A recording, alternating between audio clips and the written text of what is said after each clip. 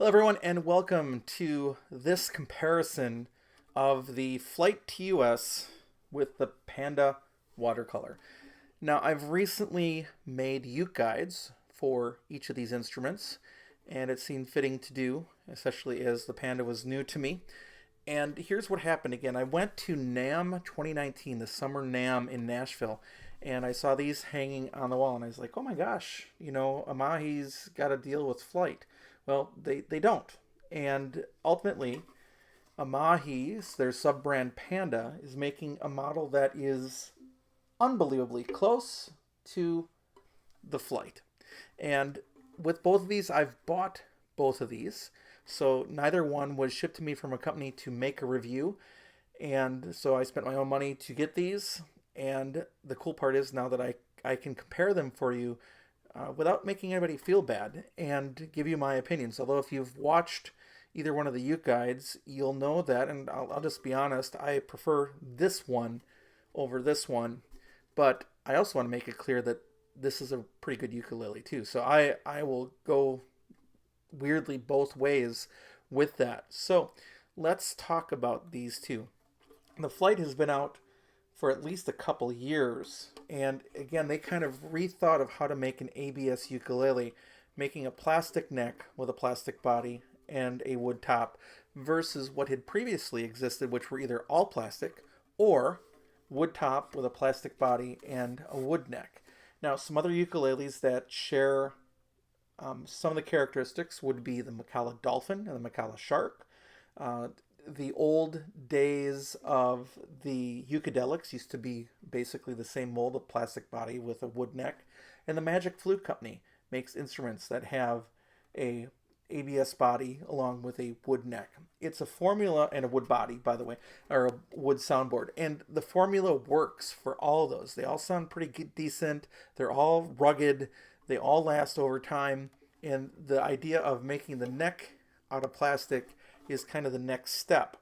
Now, some people might think that down the road that might cause issues or whatever, but for the price point, that becomes a replaceable ukulele. Now, none of these are the outdoor ukulele, which is made of polycarbonate. None of these are rated to be left in a car in the middle of a hot summer because they will melt. None of these are rated to be taken into the water because of the wood soundboards on all those, but it just lets you know that there are a number of similar products but a little different, and which makes it glaringly clear that the Panda is a replica. And what do they say?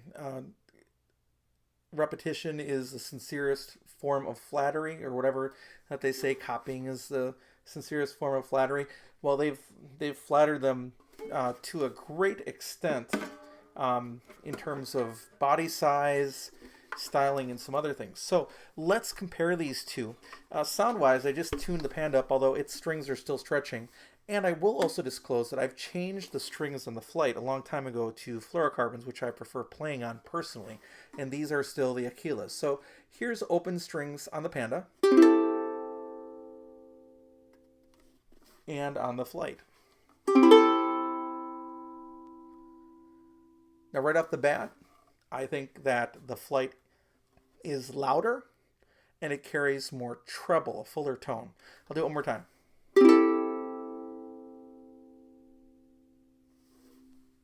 To the Flight. And that's really the winner right there for me. So if I'm going to choose a winner based on sound, it's going to be the Flight. Now, you might argue that if I put fluorocarbons on this one, which I will, not quite yet, but which I will, it might have a few more of those characteristics, but here's really the reason why, and I'll just show it to you. There's the arch back of the Flight. There's the arch back of the Panda. This has a much bigger curvature, ultimately surface area than two, right? Because you're increasing the surface area to get that big bump there than the Panda does. And I think that makes all the difference in the world. Somebody at Flight really did the homework to find what shape body reflects that sound that we're looking for. Both don't sound like a full wood ukulele. Neither sounds plastic. It's a marriage of the two. but in my opinion, the Flight sounds better. Now let me play a little bit more for you. How about a standard 4-chord progressions? C, let's see, C, A minor. I got to put this one down, sorry. It's sliding off. I've got an iPad where I've got some notes right in front of me right here. So how about a 4-chord progression? C, A minor, F, G7.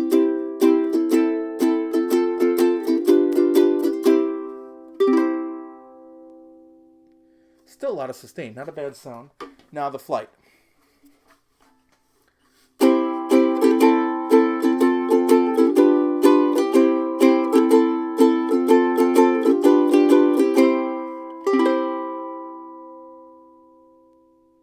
More sustain, more volume, more high end, which could be strings, but I think is really due to that. Now there's one other little secret, and I don't know if I'll be able to show you this, but although the instruments share exactly the same height, like if I stack them up instrument to instrument, you can see that the Flight's neck right here, this joint at the shoulder, is narrower than the Panda's. I don't think that actually changes anything. The headstocks are slightly different shape, but basically the same. The texture on the neck, the plastic neck, is the same. The texture on the body feels exactly the same. If anything, the Flight is a little more grippier. But the Flight has a scale length from 0 fret to saddle of 14 inches, where the Panda is only 13.56. So the strings have more room to vibrate too in that almost concert scale. So if I line them up tip to tip at the 0 fret, can you see that the Panda, I've got to see if I can find that angle, the Panda is with a white saddle is higher than the Flight. So the Flight not only has that bigger curve in the back, it has the longer string length.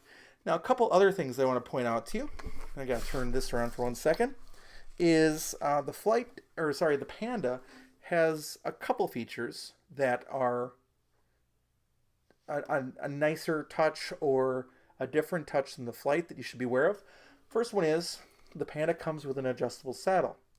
It's not a compensated saddle, although you can certainly put one in, but it is an adjustable saddle. So if you don't like the string height on this side of the instrument, you can adjust it. Now, string height.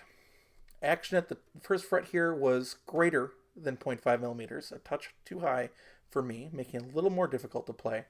But string action at the 12th fret was 2.25 millimeters, much lower and to my liking. So ultimately, I did like the string height at the 12th fret of the Panda better. Okay, we'll leave it at that. And then the other weird thing that I pointed out in the video is that it has a marker for the 14th fret, which is weird. Why do you put in a marker for the 14th fret? It's just awkward. I guess they didn't want it to put it at the very bottom because they thought it would look weird, but the 14th fret is just an odd one to mark because it's not even a C an octave higher. It's B an octave higher. It's kind of weird.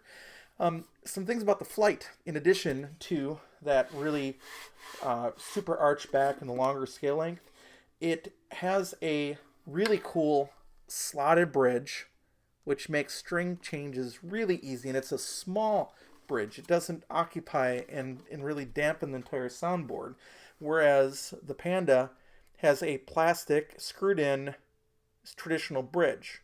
Now, Flight could change this bridge to allow for a saddle to go into it, but they don't need to. It has, by the way, also a compensated, hard to get that, but you can see it, has a compensated saddle that gives the fatter strings, the thicker strings, some more room to vibrate, and the thinner strings less room to compensate for the thickness of the strings, which is pretty cool. The negative on the Flight for me is that the action of the 12th fret is at 3 millimeters. It's not unbelievably high. It's not terrible, just higher than I would like. The action at the 1st fret is exactly what I'd like, 0.5 millimeters, just very comfortable to play on that side of the ukulele. So that's pretty good. Now, this one ends up being louder, which gives you the ability to play with more dynamic contrast if that's what you want to do. You're not stuck playing loud all the time, but if you really want to play loud, you've got the ability to do so. And then, again, look at a couple of the little style things. The Panda kind of has a dovetail at the very end of the fretboard. The Flight does have the dovetail. And then one of the other things, I even forgot to mention this in the Flight video that I made, is I do like the Panda's just plain dots versus the Flight's kind of like flowery or starry dots. I mean, that's not a game changer, but again, you know, I would like just plain dots on the front. So, all in all, very similar instruments. I like them both. If you went out and bought a Panda, I wouldn't fault you for that. They have $39 from your local Amahi dealer. I don't think you can buy them online. Not a bad instrument. I'm not going to say it's a bad instrument because it's not. But if you want to spend $10 more, you get an instrument that approximates the sound of an instrument that costs far more, with a larger scale length at a soprano scale length, with very similar features, but what I think is a richer, fuller, brighter, louder sound. So again, if you bought this, there's nothing to be sad about. It's a good ukulele. This for $10 more is really the way to go.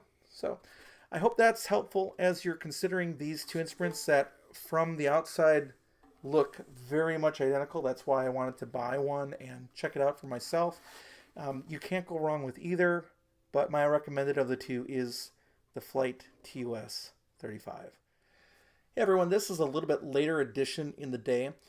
I was thinking about my conclusions about the Panda, and I just thought it was unfair to compare it with the Aquila strings because fluorocarbons do bring out more of the high treble end. So what I have done is swapped out the strings to, these happens to be Oasis Brights. By the way, Oasis is the company that makes humidifiers. They also make ukulele strings. And what's kind of cool about Oasis and Worth is if you buy a pack of strings, you actually get two for the price of one. So I changed those strings over, and it's already holding tune. But I also added strap buttons, so it's very much the same as the Flight. But I still wanted you to hear the comparison of the two. So here is the Panda with the fluorocarbon strings.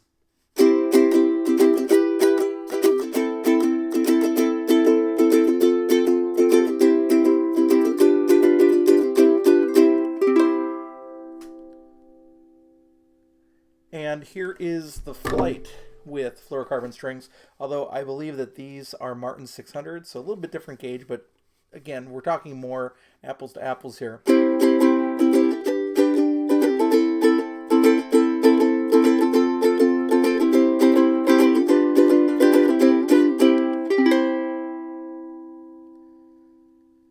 Now, ultimately, my final conclusion doesn't change. I would still recommend the Flight over the Panda, although the fluorocarbon strings make the Panda even better, just as I say that fluorocarbon strings make the Flight even better. But the Flight is still a more complex tone. There's more of the sound frequency you hear, and it also has the potential to be louder. Again, in closing, it doesn't mean the Panda's bad. If that's the ukulele that you choose, it will serve you as a ukulele in a soprano size. The Flight is the better instrument, and it probably is worth $10 more.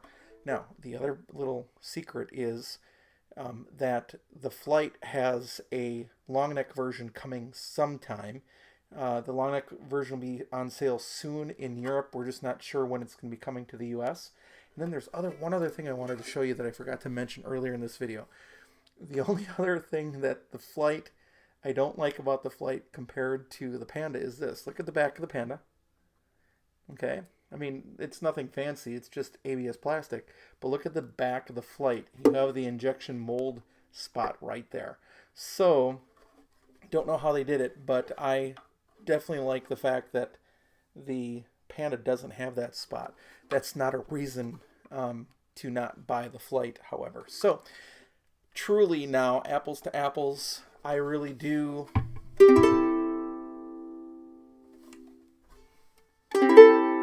like the sound of the flight better. Thanks for watching the channel, and we'll catch you next time.